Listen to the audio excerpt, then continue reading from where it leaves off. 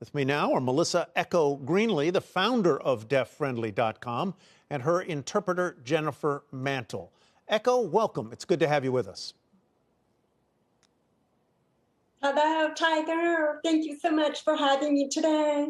I'm a deaf person, as you know, and I acquired speaking skills because I lost my hearing when I was 8 years old. So that's why I can speak clearly. But today I'm going to go ahead and sign with you. Okay? That sounds absolutely perfect, and thank you again for being with us. Before we get to your business, which is a fascinating one, I know the viewers would like to learn a little bit about your backstory. How did you initially begin to lose your hearing at age 8? What was the cause of it? And then was it a progressive loss of hearing? Sure. So I did lose my hearing at the age of 8, but it started in a gradual decline over a number of years from the ages of 8 to 18. By the age of 18, I was profoundly deaf. So it was a gradual progression of hearing loss. So I was able to speak and be social with hearing people until I was about 19, when I then discovered American Sign Language and a group of people who identify as deaf. And that is when I developed a deaf identity, became a proud deaf person, and began using American Sign Language in my daily life. Was the cause of your hearing loss a virus or a genetic issue? What was it? Actually, no. There was no traumatic injury or illness. It just started to decline very slowly and gradually for unknown reasons.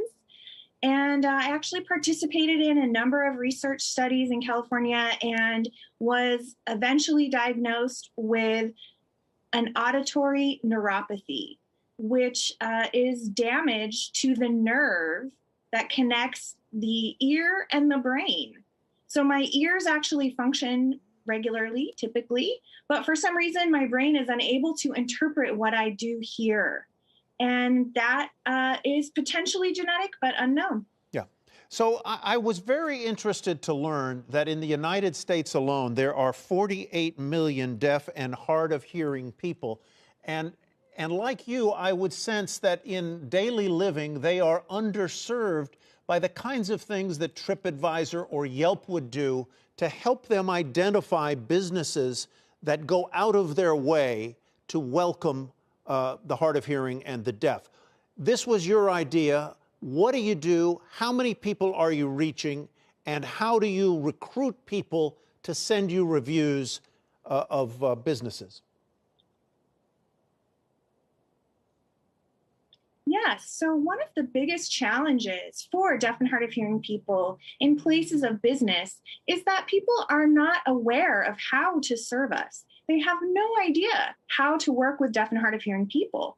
So I was thinking, how can I teach the world to become more accessible to me and my community? So something that I've noticed is that businesses are very attentive to the reviews that they receive. So I thought this was a great way to, in turn, educate individuals and get their attention about what is needed from them for our community and how to serve us better through these reviews. So that's the reason why I decided to found a review platform that actually is educating businesses about how to become more deaf-friendly and more accessible. And you're right, there are 48 million deaf and hard of hearing people in the United States. And that's about 12% of the total population. That's a large demographic and a large market. Yes, and so businesses need to pay attention to us. And as our population ages, I assume, obviously more people will slip into the hard of hearing category. So if I'm a user of Yelp, let's say, or TripAdvisor, I know the kinds of things that businesses might be rated on: the service, the food, did they get my order correct, and so on and so forth. I assume you do all of that on your website, but you must be looking for other things that are of particular importance to the deaf and hard of hearing. Give me some examples of what you grade them on. Certainly. So our platform is for deaf and hard of hearing people to provide a score and also describe the reasoning that they've given such a rating. My experience as a deaf person in places of business is that my needs, like in fast food delivery, my needs are not necessarily prioritized. What I need is eye contact from the person I'm trying to interact with. I need patience.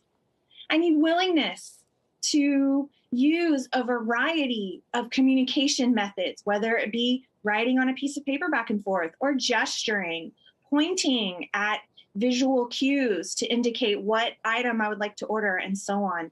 Or sometimes people need interpreting or captioning depending on the situation. So there are a variety of needs that deaf and hard of hearing consumers have that are different from those of hearing people. So in the review, we actually encourage people to reach out to the business and we tell them, you know, hey, you might need to improve in such an area.